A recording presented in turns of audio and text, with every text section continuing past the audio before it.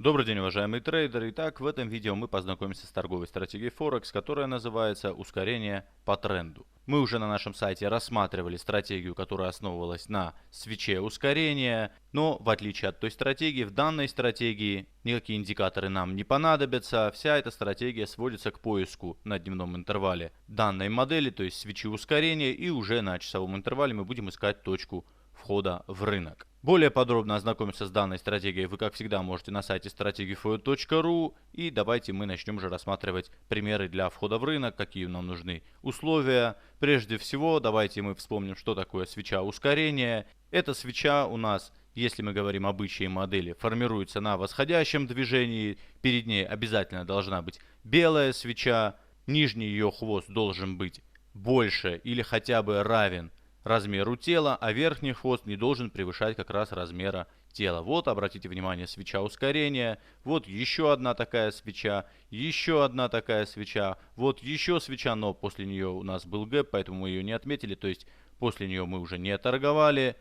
Итак, как только мы нашли такую свечу на дневном интервале, вот обратите внимание, мы возьмем именно этот пример. Это у нас 23 апреля 2015 года, то есть весь следующий день, 24 апреля, мы искали на часовом графике точку входа в рынок. Давайте перейдем на часовой график.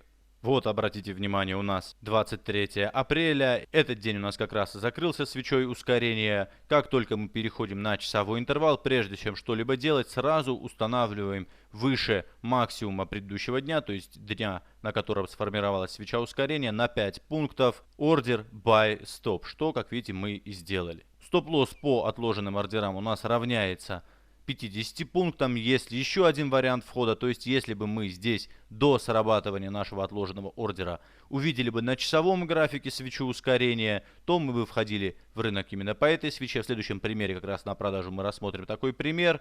И, конечно же, если бы мы вошли в рынок раньше, то buy-stop мы бы здесь уже удалили. Итак, стоп-лосс при buy-stop равняется 50 пунктам. Далее мы измеряем размер всей предыдущей свечи. Здесь у нас этот размер равняется 110 пунктам.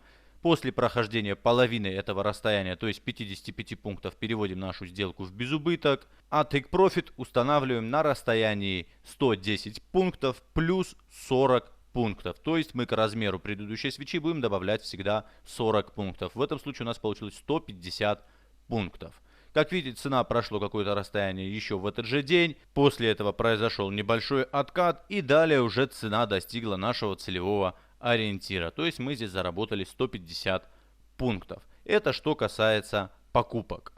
Теперь давайте рассмотрим пример и для продаж. Вот обратите внимание, у нас имеется здесь медвежья свеча ускорения. То есть у нее на нисходящем движении тело меньше, чем верхний хвост. И снизу хвост не столь значимый. В данном случае, обратите внимание, он фактически равняется самому телу, но такие свечи тоже допускаются. Главное, чтобы здесь был незначимый хвост. Конечно, лучше, чтобы он был и меньше самого тела, но, как видите, здесь все-таки ярко выраженный верхний хвост, поэтому такие свечи мы тоже учитываем. Тело должно быть обязательно, здесь не должно быть свечи доджи. И, как видите, после этого у нас продолжилось снижение. Ну, давайте посмотрим, где мы здесь входили в рынок на часовом интервале. Это у нас 21 сентября 2015 года. Следовательно, 22 сентября мы искали на часовом графике точку входа в рынок. Итак, вот обратите внимание, у нас день 21 сентября. Это та самая свеча ускорения.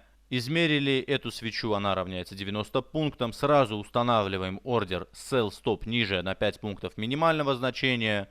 И ждем, как дальше поведет себя цена. Если до срабатывания этого ордера у нас формируется свеча ускорения, а она у нас сформировалась, вот обратите внимание, третья свеча после разворота, мы входим в рынок на закрытие этой свечи. Sell Stop ордер сразу удаляем. Стоп-лосс в этом случае устанавливаем за последним локальным максимальным значением, но не ближе 30 пунктов. Здесь у нас локальное значение расположено на расстоянии 19-20 пунктов, но мы все-таки установили на расстоянии именно 30 пунктов. Ближе все-таки достаточно рискованно. И Take Profit точно так же мы добавили к 90 пунктам стандартные 40 пунктов и получили Take Profit на расстоянии 130 пунктов. Как видите, в этой же сделке мы достигли нашего целевого ориентира. После прохождения 45 пунктов обязательно переставляли нашу сделку в безубыток, то есть половину размера всей свечи ускорения. Здесь 90 пунктов, значит половина 45 пунктов. Вот в принципе и все, что нужно знать по данной стратегии. А с вами был Сергей Гаспарян. Спасибо за внимание. До свидания.